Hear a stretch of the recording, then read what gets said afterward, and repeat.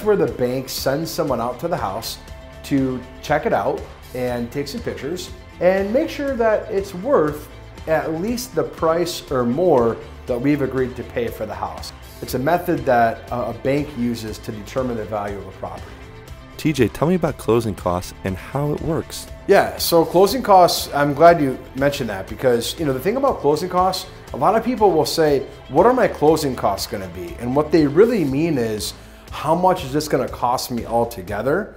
So they include things like mortgage costs, escrow account setup fees, taxes, insurance.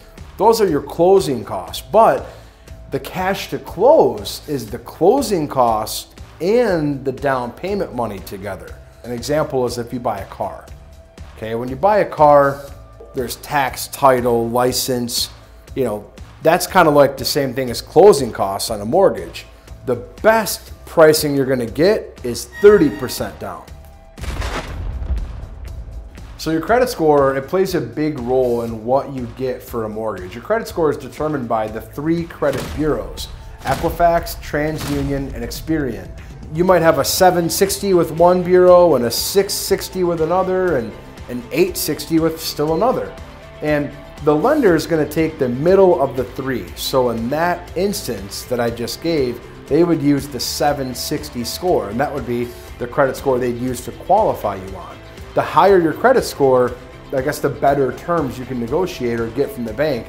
So the more trustworthy you are financially. Yeah, the more trustworthy you are financially. That's a great way to put it.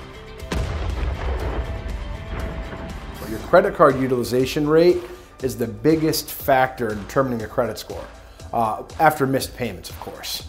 So definitely don't miss any payments.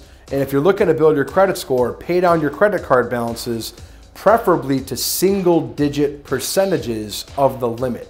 But as long as you keep it below 30% of the limit, you're gonna be in pretty good shape. Talk to me about a mortgage and the rates. So mortgages, the word mortgage, I want to look up the definition. A legal agreement by which a bank or other creditor lends money at interest in exchange for taking title of the debtor's property. Basically what they're saying is you're going to give the bank a mortgage. They're going to give them a legal instrument that they're going to use to hold a rule over you until that money is paid back. What are the interest rates on mortgages? So interest rates, you know, they go up and down, okay? And actually loan officers have access to these things called rate sheets.